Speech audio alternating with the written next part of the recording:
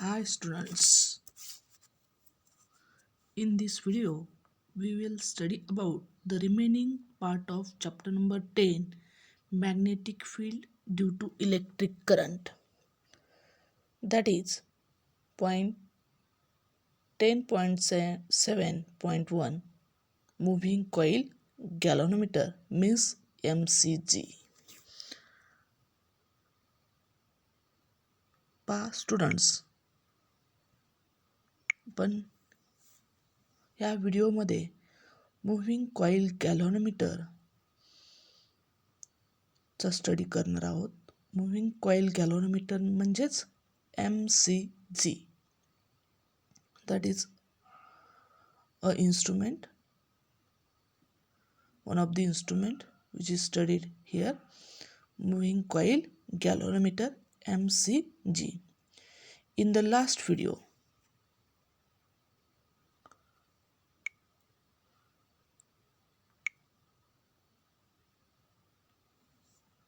we were learned that torque on a current carrying coil or loop,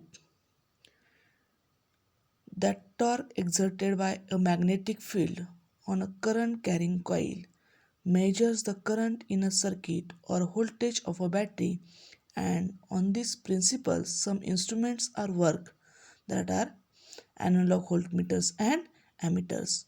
just last व्हिडिओमध्ये आपण current carrying कॉईलवर act होणारा torque find out केला, आणि तो जो टॉर्क आहे तो मॅग्नेटिक फील्ड एक्झर्ट करत असते. ज्यावेळेस करंट हा त्या करंट कॅरिंग कॉईलमधून फ्लो होत असेल त्यावेळेस प्रोड्यूस होणारा मॅग्नेटिक फील्डनं एक्झर्ट केलेला टॉर्क काय मेजर करत आहे? करंट इन द सर्किटमधला करंट मेजर करायचा असेल तर टॉर्क आपण मोजतो किंवा टॉर्क आपल्याला हेल्पफुल ठरत असतो. त्याचबरोबर बॅटरीचं व्होल्टेज आपल्याला मोजायचं असेल त्यावेळेसुद्धा आपण टॉर्कच्या साहाय्याने ते व्होल्टेज मोजू शकतो. टॉर्क जो मॅग्नेटिक फील्ड एक्झर्ट करत असतं करंट कॅरिंग कॉईलमधून फ्लो होणाऱ्या करंटमुळे असणारं मॅग्नेटिक फील्ड टॉर्क एक्झर्ट करतं, आणि that torque measures the current in the circuit or voltage of a battery.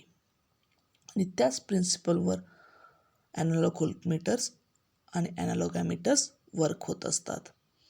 हे जे दोन इन्स्ट्रुमेंट आहेत ॲनालॉग व्होल्टमीटर्स आणि analogue ammeters works on the principle that torque exerted by a magnetic field on a current carrying coil measures the current in a circuit or voltage of a battery. For studying this moving coil galvanometers means MCG, म्हणजे moving coil galvanometer किंवा MCGचा study करत असताना we see the figure 10.13. We see the figure 10.13. This figure 10.13 is the figure which shows the cross-sectional diagram of moving coil galvanometer. ही figure काय करते? आपल्याला cross sectional diagram दाखवते मूव्हिंग कॉईल गॅल्व्हनोमीटरची. So students, for studying the moving coil galvanometer और MCG we see construction first. So what is the construction of that moving coil galvanometer? ह्या moving coil गॅल्व्हनोमीटरचं construction कसं असणार आहे? तर it consist of a coil of several turns, a number of turns which is mounted in such a way that mounted और pivoted in such a way that it can freely rotate about a fixed axis in a radial magnetic field. मध्ये काय असणार आहे? Coil असणार आहे, number of turns असणार आहे, अनेक टर्न्स असणारी कॉईल. ती अशा प्रकारे माउंट करायची की ती काय होईल? इझिली रोटेट होईल.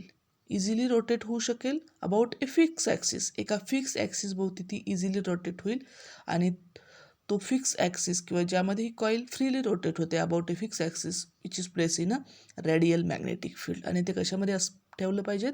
Placed in a radial magnetic field. त्यानंतर सेकंड पॉईंट कन्स्ट्रक्शनचं आपल्याला सांगता येईल, a soft iron cylindrical core makes the field radial and strong. म्हणजे जी आपल्याला कॉईल माउंट करायची नंबर ऑफ टर्न्स असणारी नंबर ऑफ टर्न्स असणारी ती आपण रॅडियल मॅग्नेटिक फील्डमध्ये ठेवतो आणि हे फील्ड रॅडियल करण्यासाठी आपण काय यूज करणार आहे cylindrical soft iron core cylindrical शेपचा सॉफ्ट आयर्न कोअर त्या ठिकाणी आपण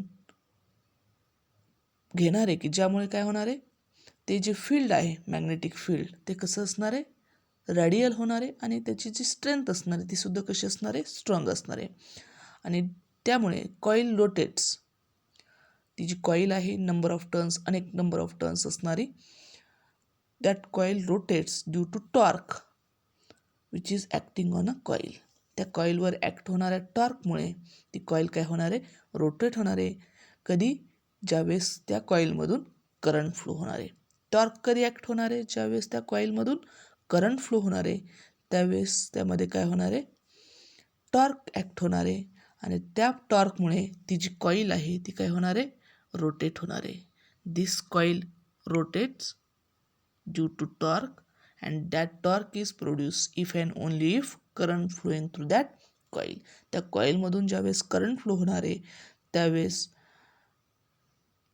तो जो करंट आहे त्या करंटमुळे टॉर्क प्रोड्यूस होईल and that torque rotates the coil and this rotating coil having the torque known as the rotating torque and this rotating torque is given by तो जो रोटेटिंग टॉर्क आहे म्हणजे करंट फ्लो होणाऱ्या त्या कॉईलमधून flow होणाऱ्या करंटमुळे कॉईल रोटेट होते आणि त्या रोटेट होणाऱ्या कॉईलवरती असणारा जो टॉर्क आहे that is the rotating torque is given by equation tau is equal to NIAB tau is equal to NIAB ह्या इक्वेशनमध्ये N means number of turns of the coil N म्हणजे काय असणार आहे number of turns of the coil कॉईलचे असणारे turns capital एननं आपण दाखवणार आहे I is the current flowing through that coil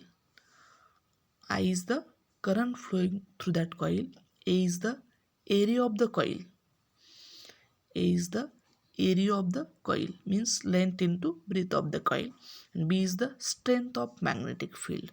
So this equation gives us rotating torque of that rotating coil tau is equal to NIA into B. Here sin theta is equal to 1. या ठिकाणी जो torque आपण तो find out केला त्यामध्ये sine theta is always equal to 1 because the field is radial या ठिकाणी field कसं असणार आहे रॅडियल असणार त्यामुळे sine theta is equal to 1 however this torque is counter balance by torque due to spring fitted which is shown in the figure 10.13 जी spring आपण ह्या फिगर 10.13 मध्ये जी स्प्रिंग फिट केलेली आहे त्या स्प्रिंगमुळे असणारा जो टॉर्क आहे तो कसं असणार आहे काउंटर असणार आहे which is balancing by the rotating torque आणि तो जो काउंटर आहे तो कशाने बॅलन्स होणार आहे रोटेटिंग टॉर्कमुळे आणि ती रोटेटिंग टॉर्क कशामुळे असणार आहे due to spring fitted as shown in the figure 10.13 this torque which is known as the counter torque balances the magnetic torque हा काउंटर टॉर्क बॅलन्स करण्यासाठी काय असणार आहे मॅग्नेटिक टॉर्क असणार आहे so that a fix steady current I in the coil produces a steady angular deflection phi. This counter torque tau balance the magnetic torque. To this, a steady current I flowing in the coil produces a steady angular deflection phi. म्हणजेच तो counter torque balance करायचा असेल तर त्यासाठी magnetic torque useful ठरणार आहे आणि हा मॅग्नेटिक टॉर्क मुळे स्टेडी करंट आय जो आहे त्या कॉईलमधून फ्लो होणारा current I which is a steady current that produces steady angular deflection five म्हणजे हा स्टेडी करंट जो आहे त्या सर्किटमधून फ्लो होणारा that steady current produces the steady angular deflection phi in the coil त्या कॉईलमधून फ्लो होणारा स्टेडी करंट कॅपिटल आय जर आपण कन्सिडर केला तर तो स्टेडी करंट त्या कॉईलमध्ये steady angular deflection phi produce करणार आहे as the current flowing through the coil is large जर त्या कॉईलमधून फ्लो होणारा करंट लार्ज असेल so it get large angular deflection. If current flowing through the coil is large, then we get large angular displacement, large angular deflection, and that's why torque due to that spring is also large. त्यामुळेच त्यामध्ये असणारा जो torque आहे त्या स्प्रिंगमध्ये किंवा कॉईलमध्ये असणारा तो सुद्धा कसा असणार आहे, लार्ज. कॉईलमधून फ्लो होणारा करंट लार्ज, त्याच्यामुळे असणारा अँग्युलर डिफ्लेक्शन लार्ज, आणि त्यामुळे असणारा टॉर्कसुद्धा कसं असणार आहे, large. As current flowing through the coil is large, so it get large angular deflection, and that's why torque due to that spring or coil is also large. If phi is the deflection, जर phi आपण angular deflection consider केलं, if phi is the angular deflection, if phi is the angular deflection, then torque acting on that coil known as the restoring torque, and that restoring torque is given by tau is equal to k phi. Tau is equal to k phi.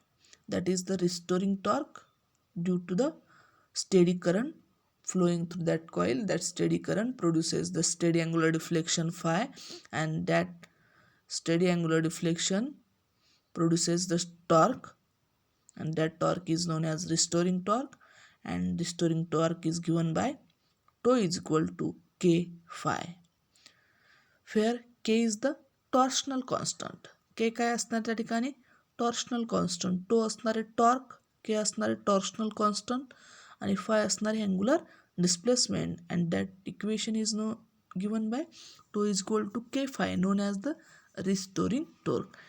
And we know that restoring torque is equal to counter torque. Restoring torque is equal to counter torque. Therefore, k phi is equal to NIAB. Restoring torque is equal to counter torque, and which is given by equation k phi is equal to NIAB. Therefore, phi means angular deflection is given by phi is equal to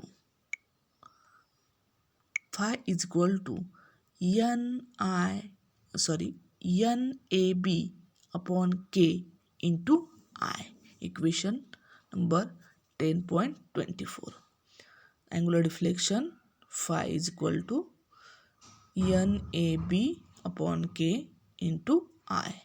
If NAB and K means number of turns of the coil, area of the coil, strength of magnetic field, and torsional constant remains constant, then this angular deflection phi is directly proportional to the current flowing through that coil.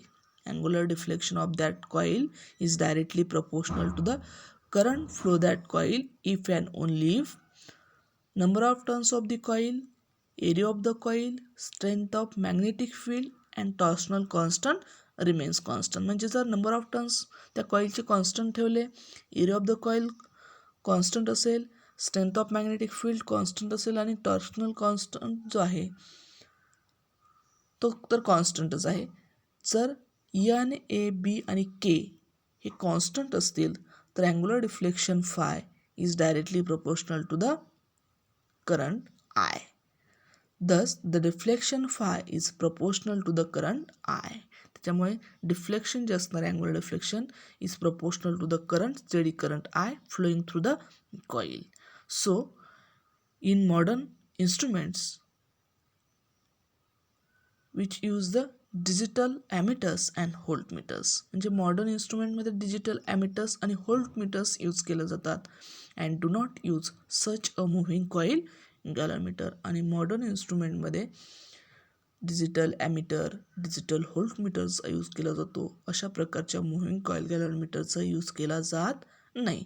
That is the reason because angular deflection is proportional to the current I. Current जो आहे steady current I is proportional to the angular deflection phi. That is the point moving coil galvanometer means MCG. So student, in the next video we will study about the next point of this chapter. So thank you.